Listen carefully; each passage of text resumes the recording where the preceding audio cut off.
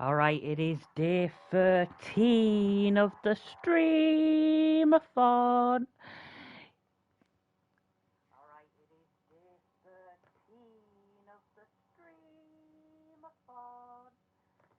And we are doing another retro style compilation title and another one from Limited Run Games. This is under, again, the Carbon engine, and this was handled by Square Enix.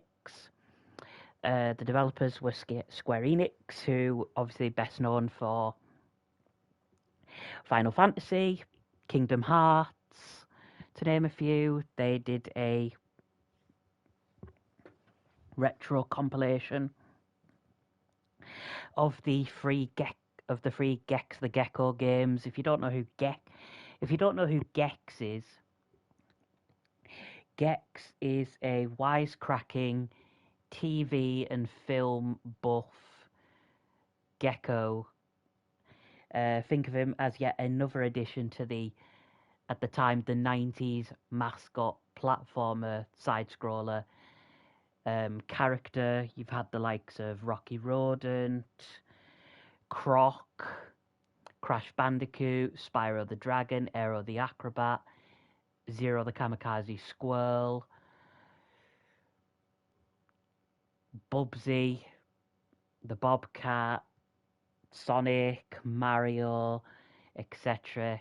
There was only 3 Gex games, the first one being released as far back as 1994 on the Panasonic 3DO, and then it got ported to the PlayStation. The second game and the third game were more open world action adventure, kind of similar to Super Mario 64 in a lot of ways, and whereas the first Gex game was very much the bog standard 2D side-scrolling platformer. Think of Super Mario World, think of Sonic the Hedgehog. So let's go through everything the game has to offer. This is all the usual, the soundtrack for each game. So you got music from the first game, the second,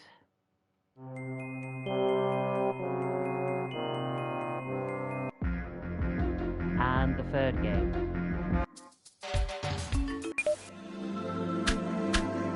Obviously, it was there's a lot of references to modern media with Netflix, as you can see here, 95, 98, 99, so, but it originally came out in 94 on the 3DO, 95 PlayStation. Gex Enter the Gecko, also known as Gex 64 on the Nintendo 64, and Gex 3 Deep Cover Gecko.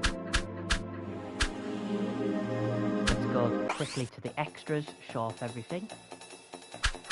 This will be a largely mute gameplay stream. I haven't done a mute stream in the last few days. The last few being I was either talking in English or last part where I did Japanese. So to show off all the manuals. So here's the manual for the first Gex game.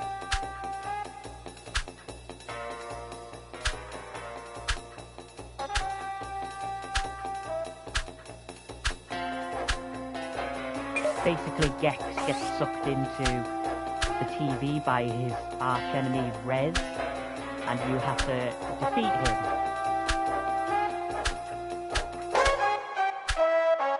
Whilst going through various levels based on TV, movies, etc. Gex, very much like Bugsy, is a talker. He does not know when to shut the fuck up half of the time, but that's what gives Gex a lot of charm. There's also plenty of costumes. Gex has referencing an assortment of media, like, for example, Stone Cold Steve Austin in the cover, Dracula, I think there's a Gundam inspiration, the anime.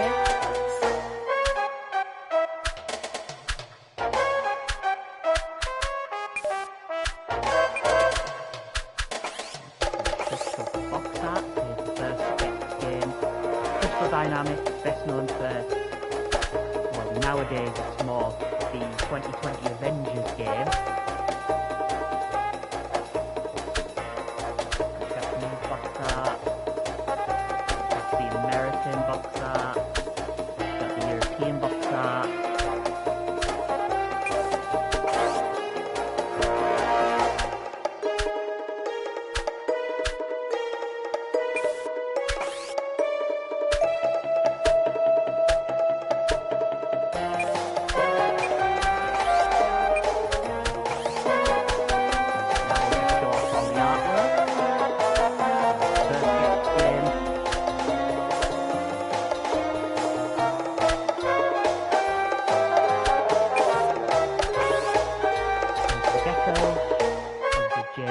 Inspired. There's Rez. Bruce Lee.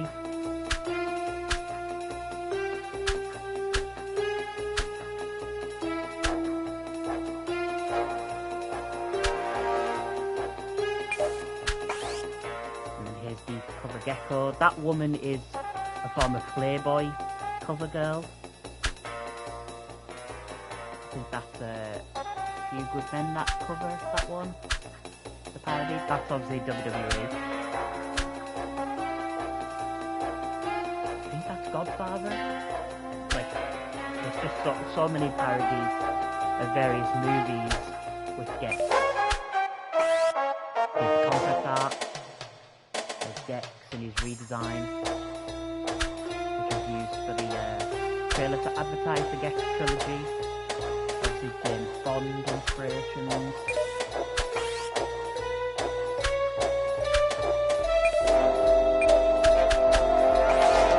Videos, ads, trailers.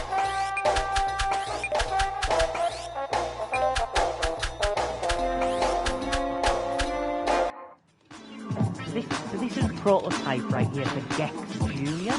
It never saw release. The only way to compare it is Super Mario World 2, where Yoshi has to defend Baby Mario. That's the only inspiration I got. There's also Echo Junior, but it's nowhere similar to that game.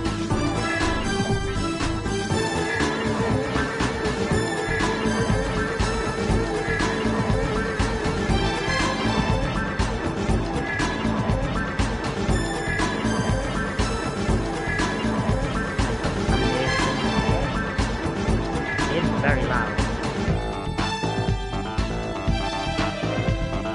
Unlike in Jurassic Park Classic Games Collection, Legacy Collection and Bubsy the Perfect Collection, I can't really mute the volume. The only way I can go quiet, like have no volume, is to go to the music section. So we've got Gex Costo 64-bit. So this is from the Nintendo 64 version. I think this is a level. It may be just a prototype level.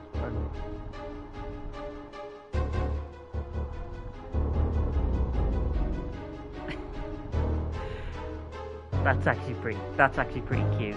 Getting onto, I think it's Turtle, but it's cosplaying as a cab. That's cute. Titanic tours. Oh gosh, how meta.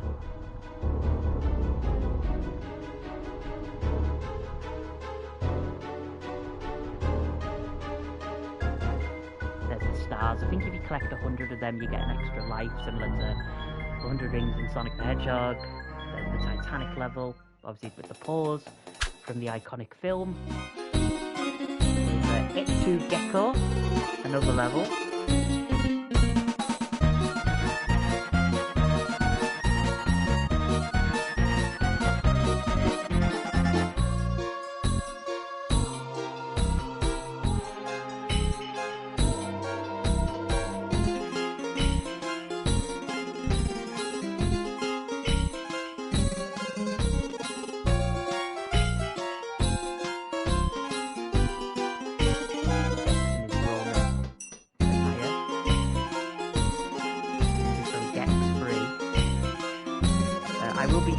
Playing all of the games in both the American version and the European version.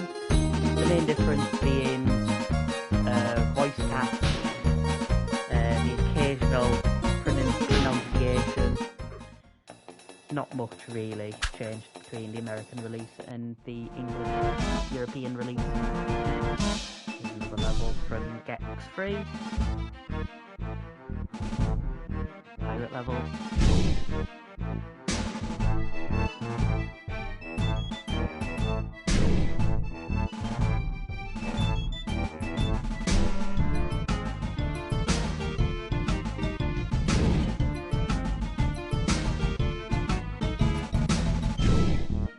Yeah, sadly after the release of Gex 3 to Cover Gecko in 1999, the franchise sadly stopped.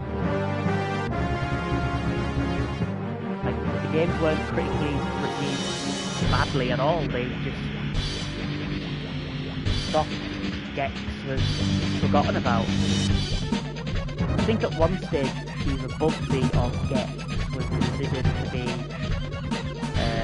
the PlayStation mascot, but that instantly went to Crash Bandicoot and later Spyro, Lara Croft, with others became well known for the PlayStation. Gex, Indiana Jones.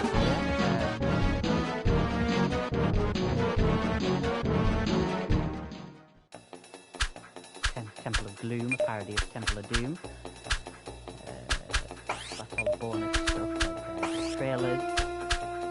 Here's the reveal.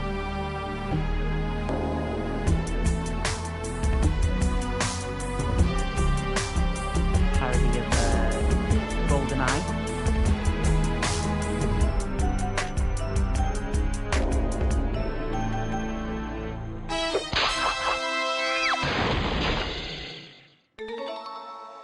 Were you expecting someone else?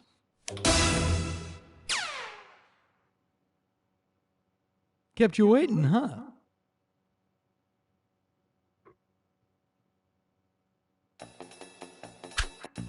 Here's the 2024 trailer. There's Gex and his family. I've been gone for some time.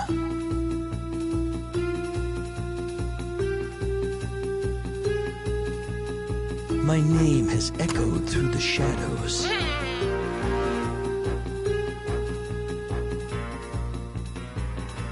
All those games, like the art style, just 2D. thought to be lost in time, Reminds me of a lot of like tears stuff in Sega and Sonic rain. used to do.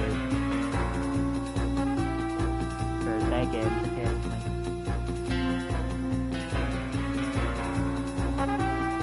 People keep asking if I'm back.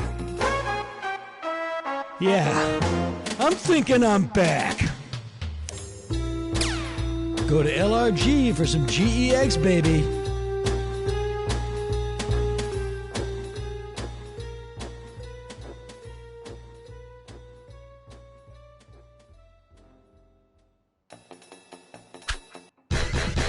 Gameplay. Clock says party time!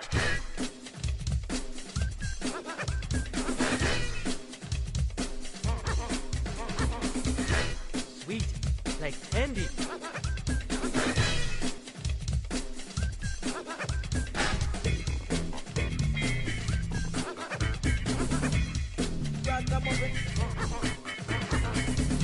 This gameplay trailer covers all 3 Gex games. Tail time! It's tail time! Gex's catchphrase, tail time.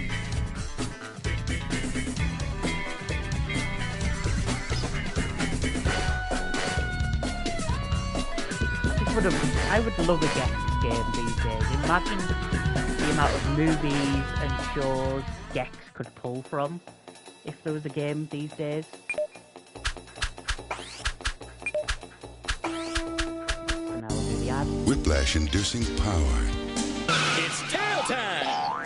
Precise traction, excellent suspension. Shields up, Captain. Advanced digital sound. 4 on the floor, baby.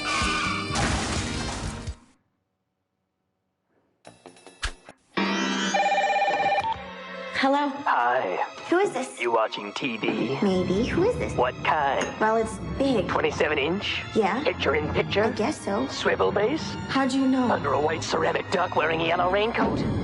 Where are you? Open the drapes.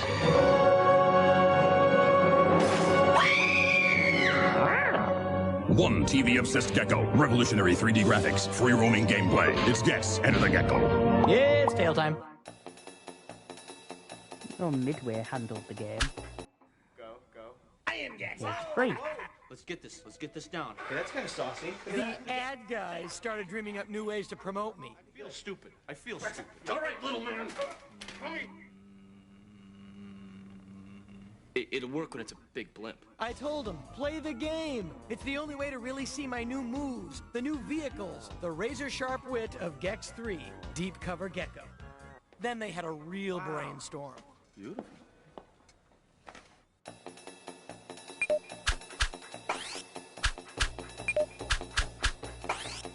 I am Dana Gould, and I was the voice of Gex. Yeah, Dana Gould is the American Job hire. voice actor for Gex. This is back in the mid-'90s, and I was a young comedian, and I was pretty hot in the business. And it was funny. This was a time when video games were branching out and bringing in show business personalities for voices. It was new. And there was an article in Variety or Hollywood Reporter I have somewhere in my garage still, where it's comedians are finding a new platform in cyberspace. And they asked if I wanted to be the voice of this character, Gex. And then I developed the character basically parallel to my stand-up persona.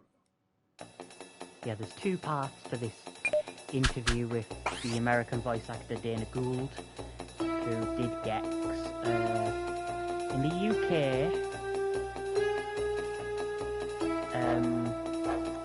first off, if you don't know Dana Gould, he's best known for he wrote some episodes of The Simpsons. He's been in quite a few TV shows, Clerks being one, Family Guy, Ted. That's another one. He's been in Seinfeld, Sabrina the Teenage Witch. But he was the main voice of Gex in the United States.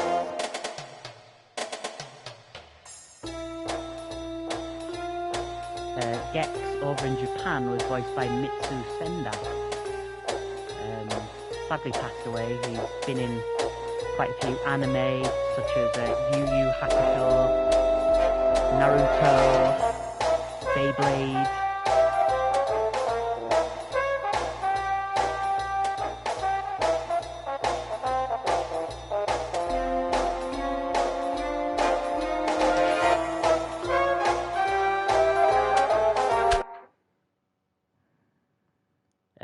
The English voice actor for it was a new stage in video games, and I was not a gamer at the time. I was too busy doing stand-up to.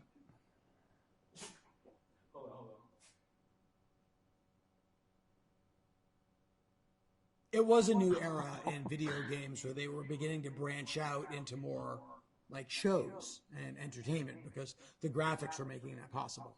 And they were using TV writers and actors and such like talent outside of just gaming. And that's where Gex came from. So I worked on Gex with my friend Rob Cohen, with whom I've collaborated on a lot of things. We first met on the Ben Stiller show, where we shared an office. And then we worked. This is my dog. And then we worked together on, we had a series on MTV called Super Adventure Team, which is basically, if you saw the film Team America, it was just like that, only it came out before Team America. And then Team America came out, and it was alarmingly like our show. But we worked together on Gex for all three games, and it was through us working together that his personality sort of developed. So really, Gex's personality is pretty much a combination of my personality and Rob. That's fucking adorable. Love the fact he's got a dog. But Gex... Fucking hell. This is literally the only way you can have, like, mute in for the game, because it's just audio everywhere, and it's quite loud. But Gex in the UK, or Europe rather, he had two voice actors. In the second game, he was voiced by Leslie Phillips, who's best known in a lot of stuff. He was actually the Sorting Hat in the Harry Potter movies. If you just want, if you want more details, he's been in quite a few BBC stuff. He was in Marple, Agatha Christie's Marple, the Catherine Tate Show, stuff like that. He's been in quite a few radio work, but he's best known kind of for the Sorting Hat in the first 3 Harry Potter films. He sadly passed away back in 2022. And then the third game, Gex Deep Cover Gecko, the European voice actor for Gex was Danny John Jules, and he's best known for being in Red Dwarf, as well as MI High.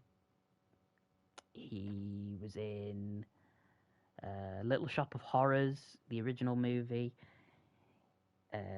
Goat's Tail, Blade 2, Arthur Christmas is another one, Sucker Punch, that one by, not the Zack Snyder one, a different one.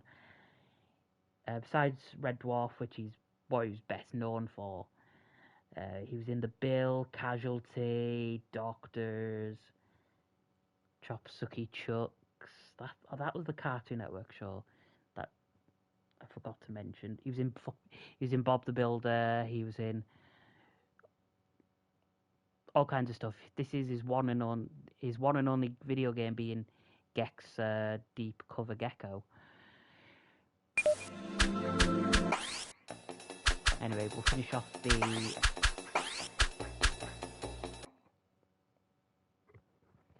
interview.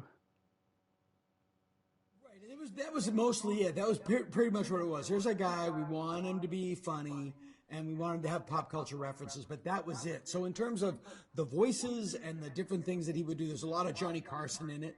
That was all me and Rob. That was all us basically sitting in the office riffing. And it was also heavily influenced by Mystery Science Theater. Like, what would Joel and those guys do in a video game? How would they comment on a video game in the way they comment on a movie? And that wasn't even intentional. That was just our world at the time. Those were our friends. So we didn't even think about it. It was just that was the well from which our water came, you know? Like, it was a lot like Mystery Science Theater. This is how it was heavily influenced by MST3K. Is I'm not going to spoon feed you everything. If you don't get this joke, that's fine. There's another one coming. As Joel says, Joel Hodgson says, not everybody will get it, but the right people will get it. And that's, I've always held to that for better or worse. And it's been both.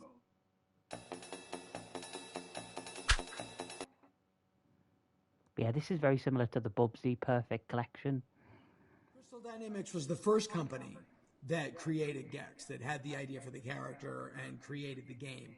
And then once they had the game sort of mapped out, they approached me to sort of give this character a life.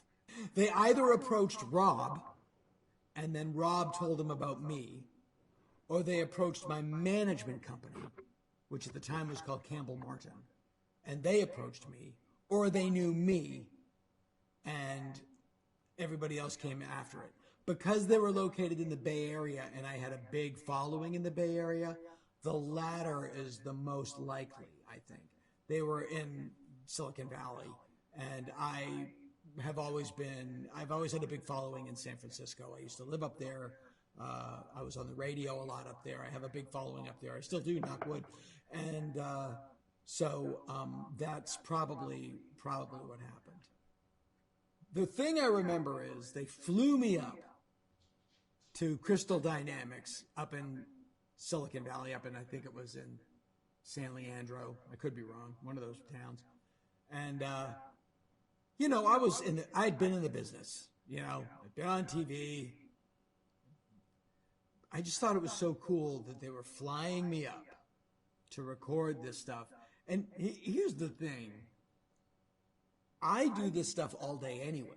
If I'm in the car by myself, I am talking to myself. I am singing to myself. I am telling jokes out loud to myself. I'm rehearsing tweets. You know, like whatever I get going. When I'm alone, I'm a monomania. I'll just keep going. And so to this, it was literally effortless. And that's the thing that's either good about the story or bad about the story. It's like, to me, this was utterly effortless. It's what I do for fun. It was a good fit for me in terms of being the talent, quote unquote. So going into the booth, it was just a little more formal, and you did have bumper guards because you had to make it age appropriate, and that was something I tried to be aware of.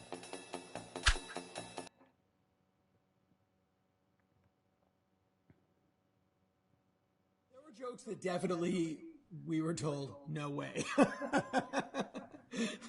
One in particular, and I don't know if this might have been the second game, but he's on a raft, and one of the levels is that he has to fight these crabs that are trying to get him. And the joke was, as Johnny Carson, I haven't seen this many crabs since Elkie Summers' hot tub party. And that was a flat no.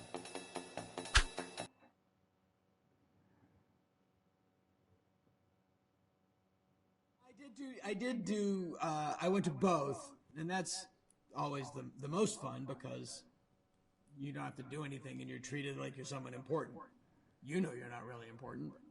And one thing I remember, E3, they had a bug eating contest because he's a lizard, and I think they had people actually do it. That memory stuck. But it was, I think it was because the character was was funny and was genuinely funny. I mean, they did a really smart thing that they didn't hire their funny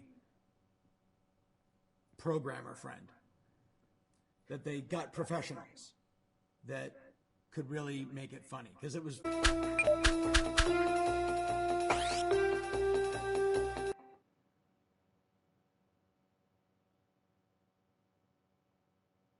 You look at the time and you're like, oh my God, it's in 3D. How did they do that? The trick was finding a way to incorporate that into the game, and how to make him funny and comment on the fact that he was now in 3D, and to make it work, to make it a reason to be in 3D. It was not unlike the Treehouse of Horror episode where Homer became 3D. Austin Powers was super big at that time, and he had a very kind of visual reference to that. You know, I think he wore a cravat or something. And it was very, to use a $2 term, zeitgeisty. It was very zeitgeisty of the time. But I love that I could... it was a good fit for my skill set. You know, it was just one of those things that worked really well.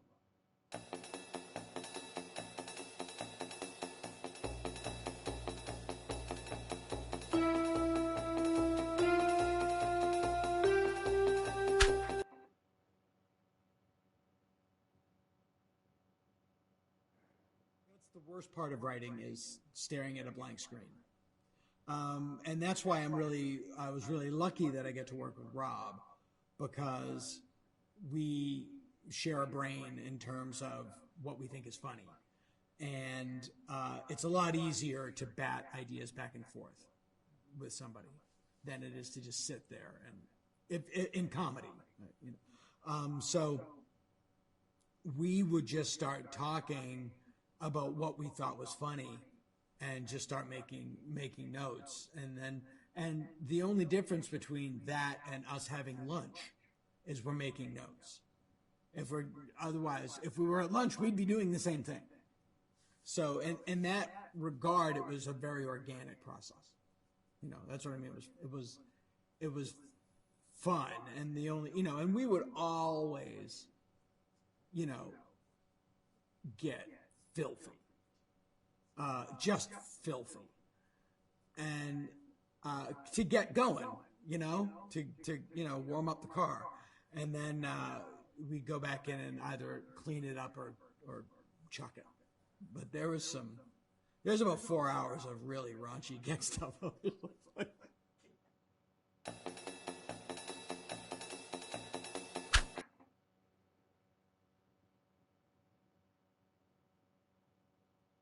I love it. I'm very proud of it. I mean, I because it's one of those things that really snuck up on me. I have things in my career that kind of, you know, you just work and then you hit something, like you write on a bunch of shows on Simpsons, and that kind of hit, and on Parks and Rec, and that kind of hit. And on my own show, Standing Against Evil, and that did okay, but it was my own show, so that was, and then. So you work on all these things, and then you do a bunch of stuff in between. But then Gex is this thing that I had not a ton of involvement in terms of, I had no involvement in terms of the character design or the game design. The heavy lifting was all done by the game. More so than I think I fully understand. Whenever I go on the road to do stand-up comedy, which is usually 2 to 3 weekends a month, I will get somebody with a Gex game cartridge for me to sign. It just happened last weekend. It's undeniable. And I'll be in the green room and somebody has something for you to sign. I know exactly what it is. And it's every weekend. And I don't say that in a bad way. I'm delighted. But I will say I don't understand it. Somehow, this game and this character, it's greater than the sum of its parts. And it has a life of its own. And here's how I know. My oldest daughter is a hardcore gamer. She and the games now are beyond my comprehension. Like, she has friends that she knows from the game. They have Oculus headsets, and she's got a special chair and a special desk. Like, it's beyond my ability to comprehend. And she calls one night and she goes, "You were the voice of a video game?" I said, "Yeah, I was the voice of this thing, Gex." And she goes, "I know. I was gaming with my friends, and somehow your name came up." And I said, "What are you talking about? That's my dad." And they freaked out. And so that's how I know it's like it got to my daughter.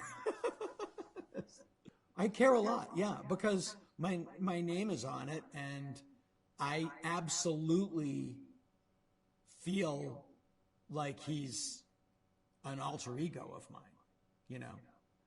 When I go to conventions and sign photos, the photo is me when I was on The Simpsons as a character, and something else, and Stand Against Evil, I think, and Gex. You know, it's absolutely something that it's like a band I was in. Like, yeah, I'm proud of it, you know.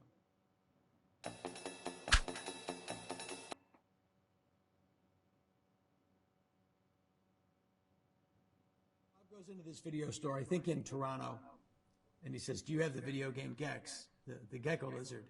And the guy at the store goes, "It's a dinosaur, and his name is Gex." so he was Gex for us for the remainder of our work there. It was always Gex.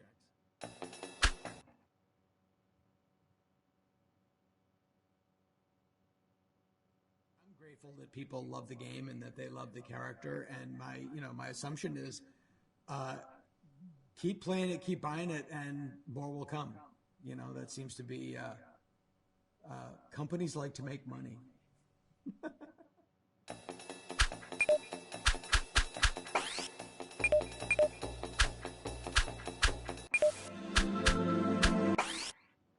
And yeah, that is the entire interview with the US voice actor for Gex, Dana Gould.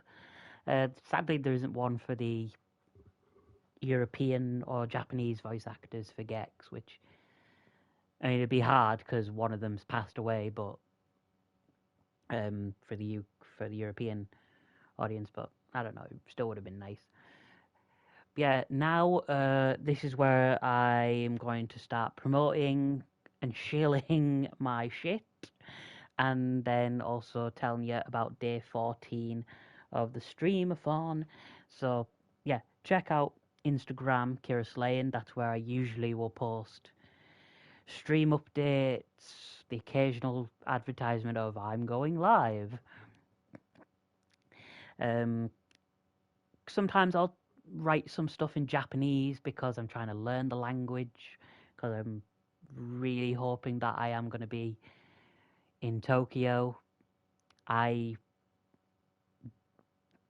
Even if Tokyo ends up being bombed to smithereens, I still want to be on Japanese soil. In Tokyo, Kyoto, Osaka, I'll take Yokohama. I'll take anywhere as long as it's in Japan. Even if the place is like on fire and stuff like that. Yeah. I obviously don't want that to happen, but of course I still want to be in Japan regardless.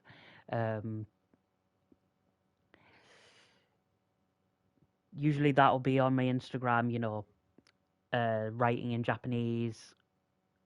I'll occasionally do the doodles, like the little drawings and whatnot. I just artwork, whatever you want to call them, for Instagram. Occasionally they'll go up on my Twitter at Muse's Little Bitch, where I usually post that, the drawings, selfie bombs, and Twitch schedules. But of course, X has annoying limits on what you can write, which is sucks, and you have to pay us so you can write more shit. Nah, fuck you. Not locking that shit behind a paywall. And go or follow me on YouTube as well. Subscribe to it. Same name under my Twitch, goddess_Kira, where I post stream updates. Sometimes I'll obviously say about the tech if I've got technical difficulties. Sometimes I'll advertise that I might not be online. Sometimes I'll do that as well on my Twitter. Sometimes I will be putting the stream schedules on there, as well as occasionally a couple of hours going, this is when I'm going to go live. In just this amount of time I'm going to go live. I'm live. And then obviously at the end on both my Twitter and YouTube, I will then go, blah, blah, stream was good, blah, blah, blah, blah, blah. Make sure to tune in to the next stream, 8 p.m. GMT, day, etc., of the Stream-A-Thon. And then the game. Which brings me on to make sure you do actually tune in at 8 p.m. Greenwich Mean Time for March 14th, day 14 of the Stream-A-Thon. It is going to be SpongeBob SquarePants Titans of the Tide, the most recent SpongeBob video game that came out back just last year. I've also celebrated birthday a bit more. Didn't really celebrate it much yesterday. I said in Japanese that I really only bought things that I needed to buy, which like food. Like I indulged in buying a cake because I was thinking, yeah, I probably should get myself a cake to celebrate the of me turning 27.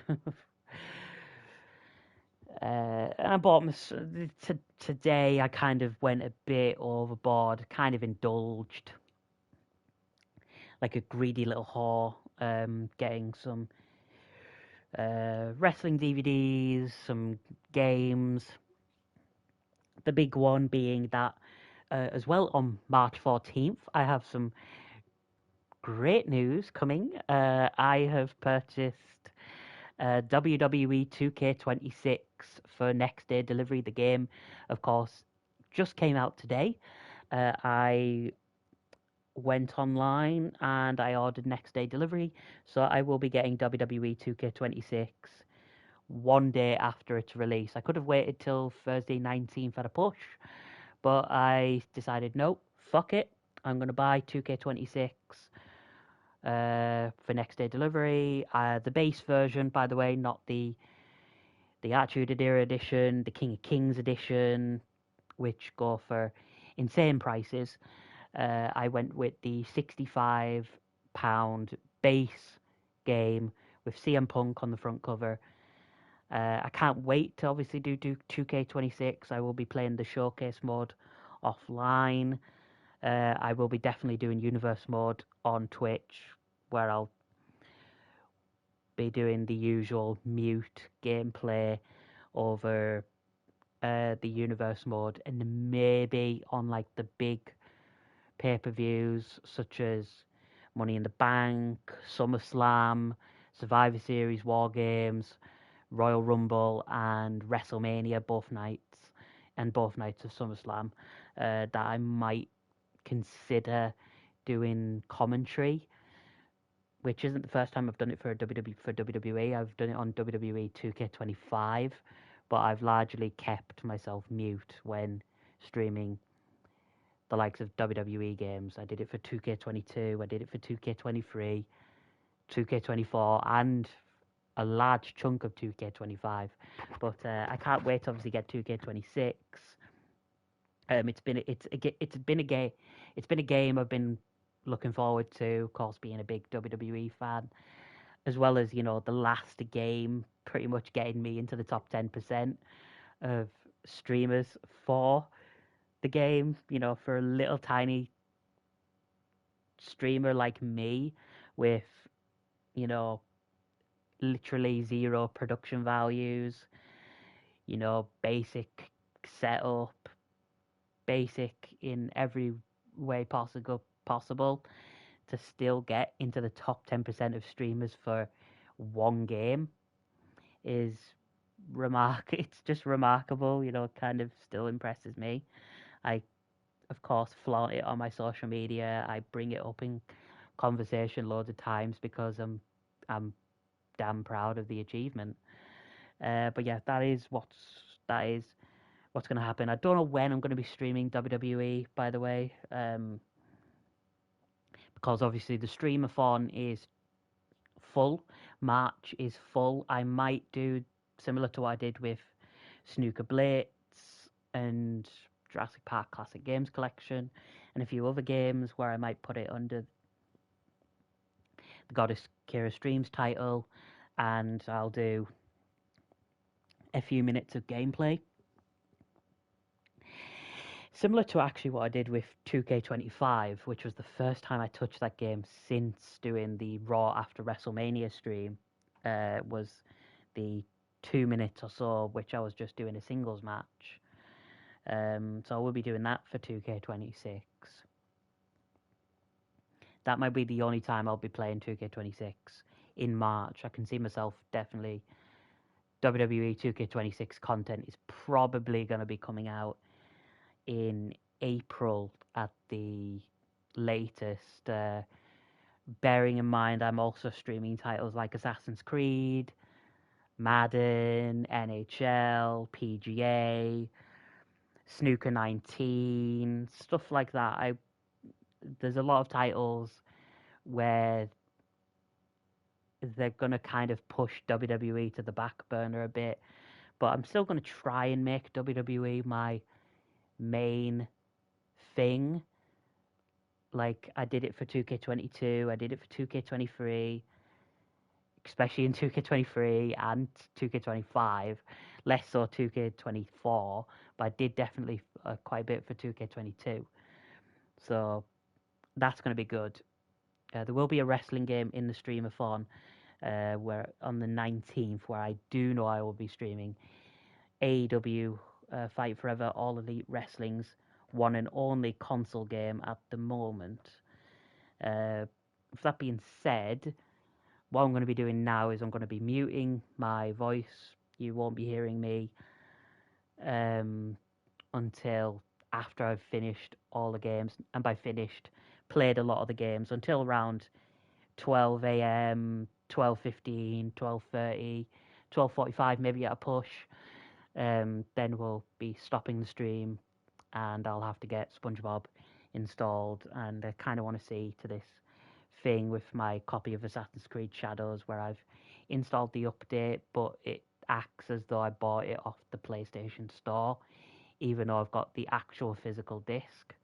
So probably be trying to see what the heck the problem is, which probably isn't even a problem. I shouldn't really be bothering about it. I definitely can't wait to get 2K26. It's scheduled to be delivered tomorrow. I probably will brag about it on social media. I'll definitely put like a post saying some shit like the baby's arrived, or just something ridiculous.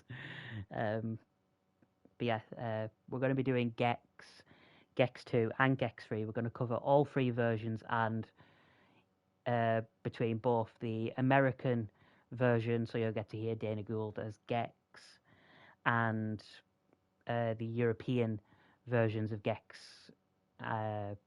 which Gex 2 will have Leslie Phillips' voice, and Gex 3 will have John Jules' voice. So, yeah.